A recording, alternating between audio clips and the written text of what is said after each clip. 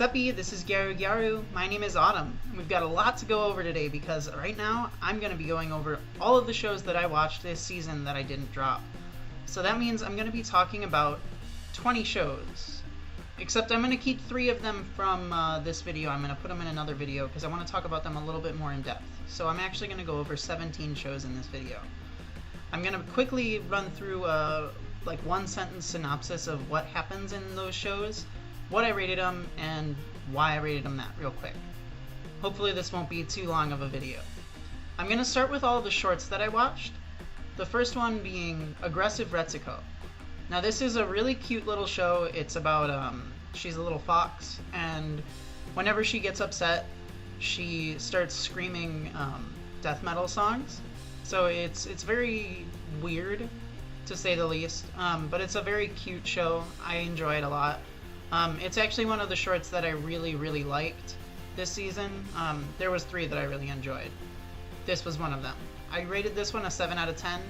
The episodes are only a minute long, so it could have definitely been longer, but it is what it is. It's just a short little skit. I really like it.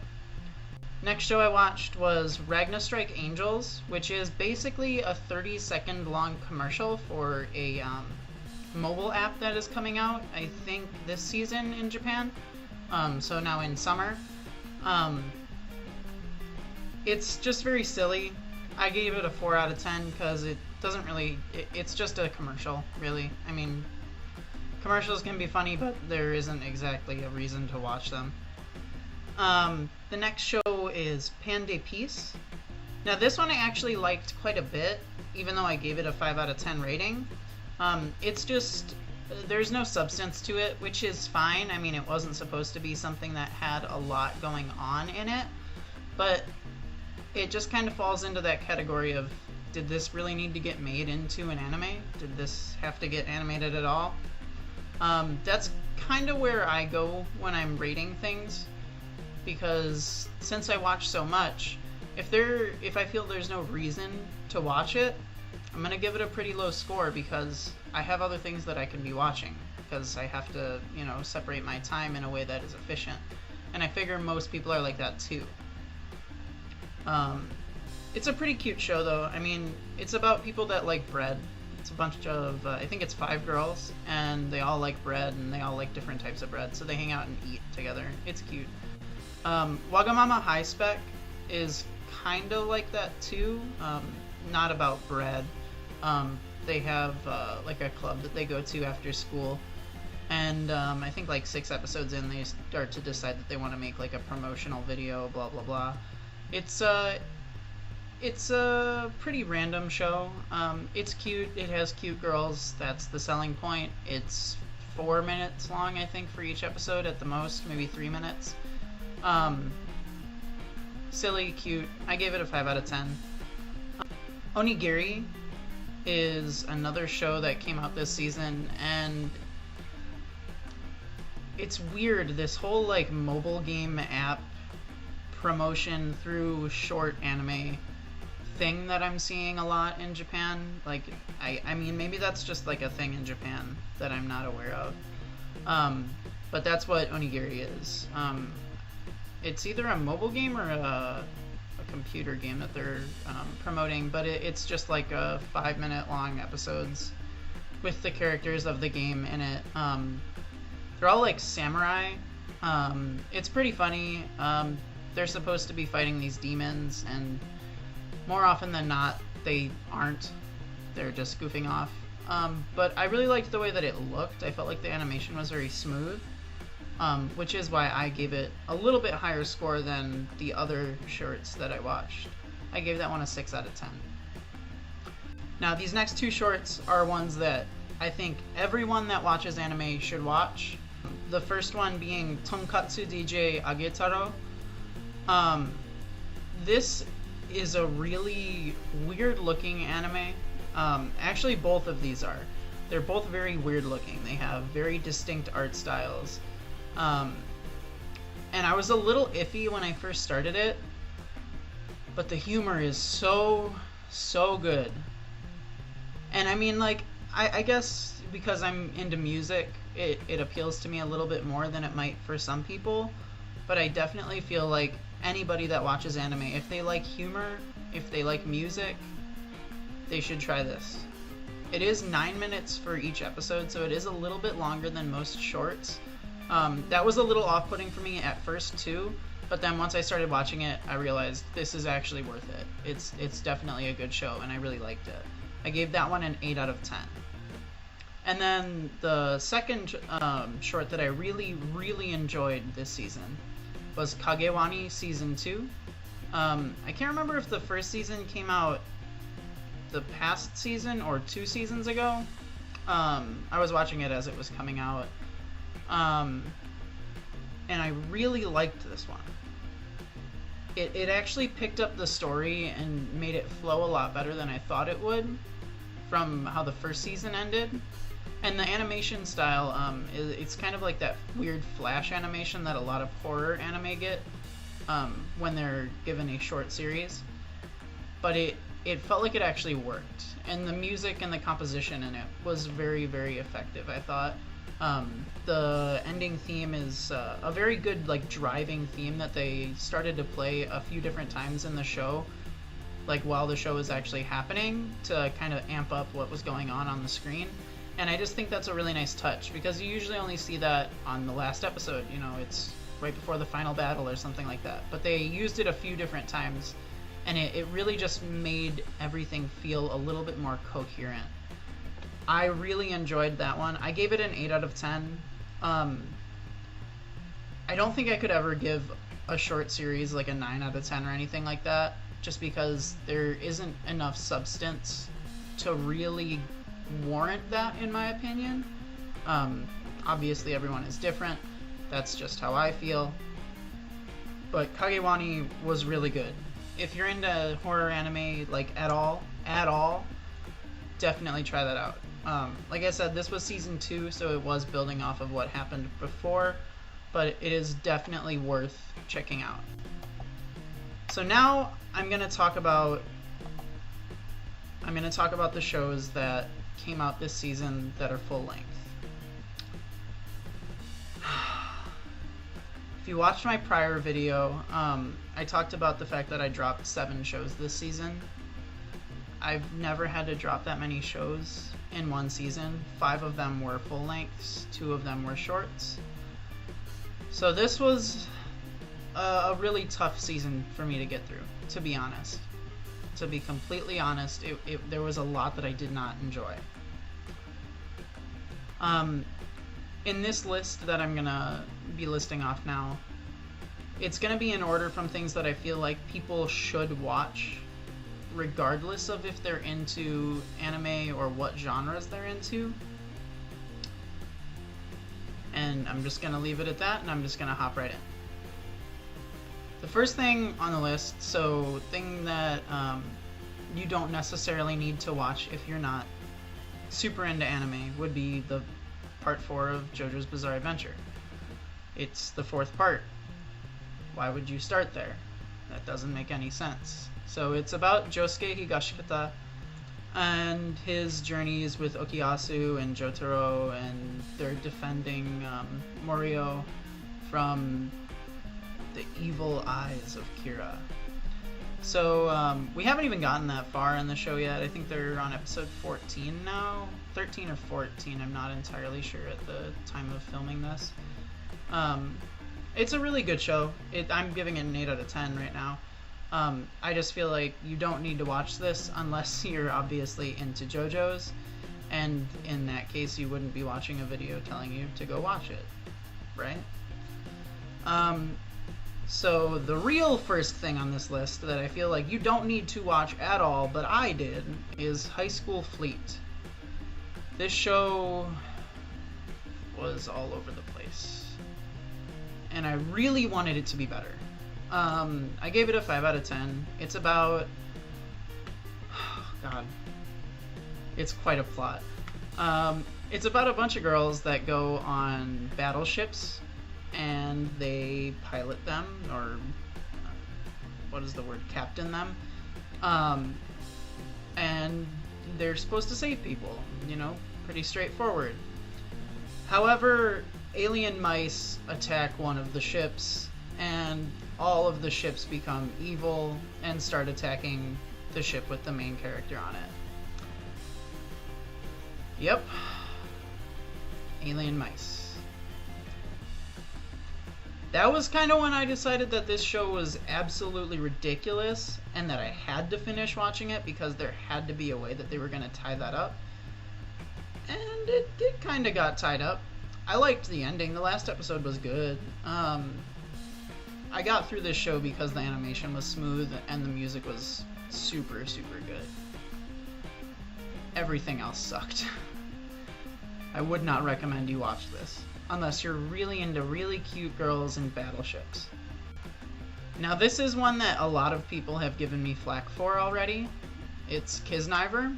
I gave this a 5 out of 10. I'm not into melodrama, I guess. That's the show. Melodrama by Trigger. So melodrama with a bunch of crazy action shots and bright colors and really nice animation, good sound, but the plot was not there. I felt when I finished this, I had no idea why I watched it.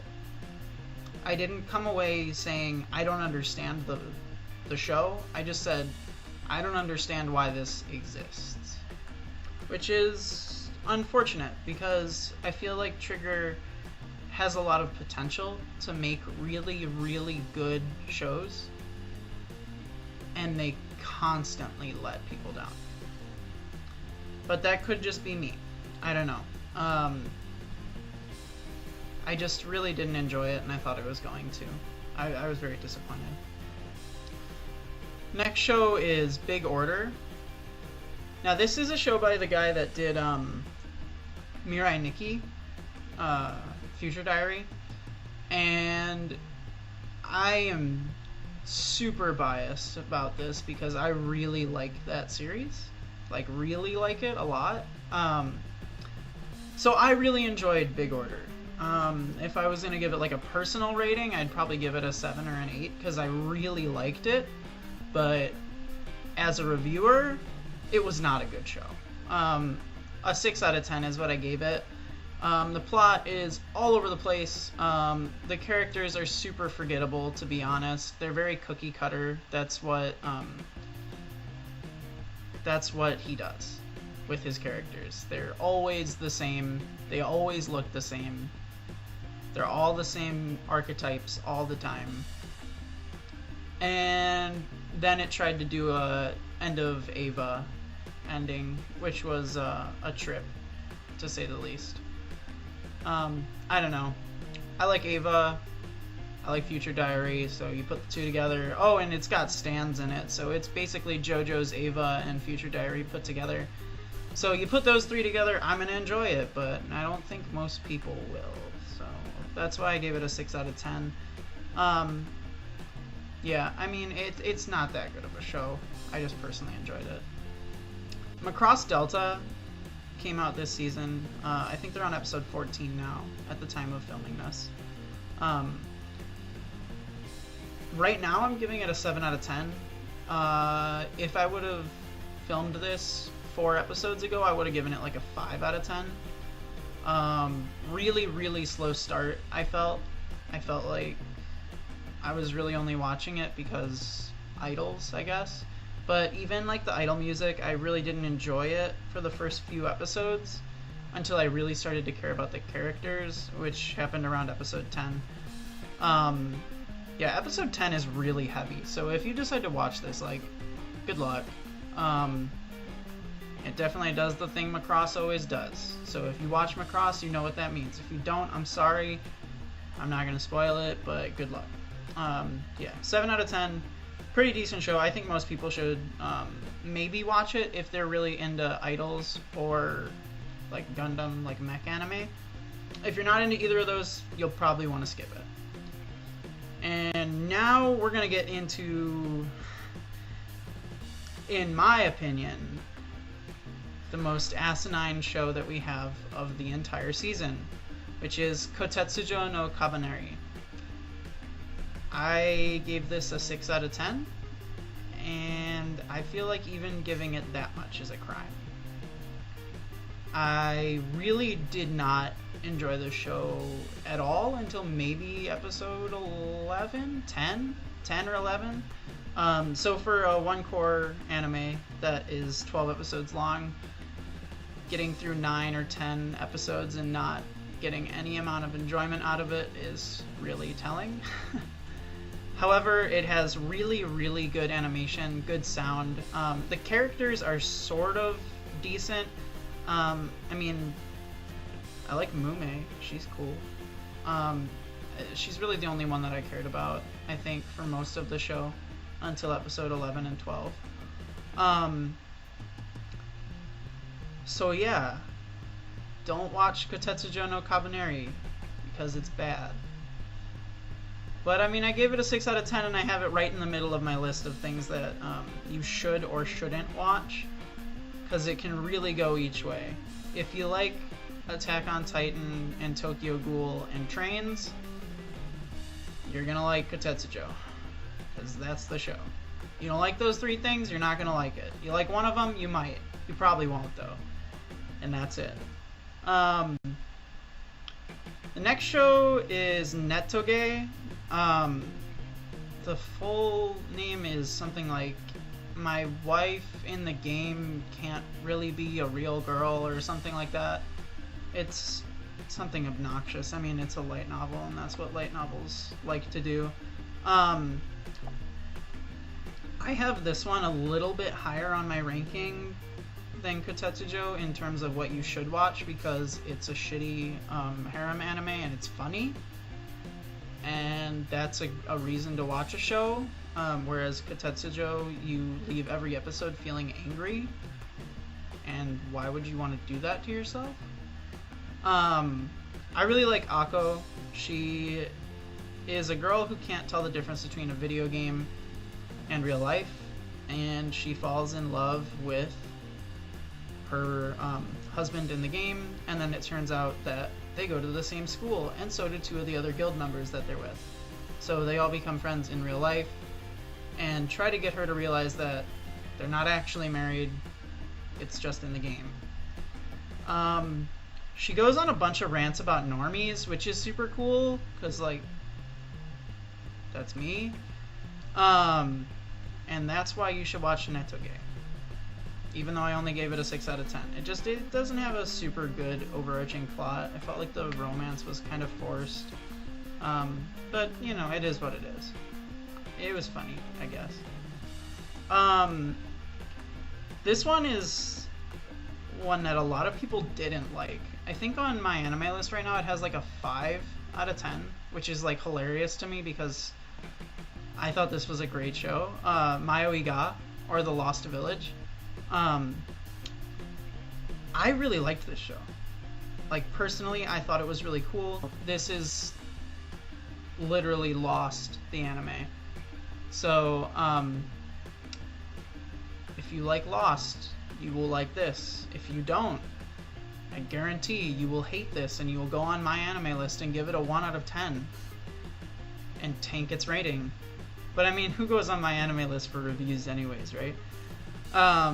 It's a show about a bunch of people, 30 characters that you all get introduced to in the first episode, which is like super obnoxious. And I mean, there's no good way to introduce 30 characters. On a bus ride that are taking into a village that doesn't exist because they're running away from their past. And then shit gets really, really weird. And that's why you should watch it, because it's really weird, and it's not like anything else that came out this season or that I've seen in recent seasons. That's why I really liked it. It took a chance, I felt. The next 2 shows on my list are actually the last 2 that I'm going to talk about in this video, and they are Tanaka-kun is Always Listless. I gave this one an 8 out of 10. I really, really enjoyed this show. I've mentioned it in, I think, 1 or 2 of my prior videos, at least 1. because of the way that the humor works in this show, is very unique.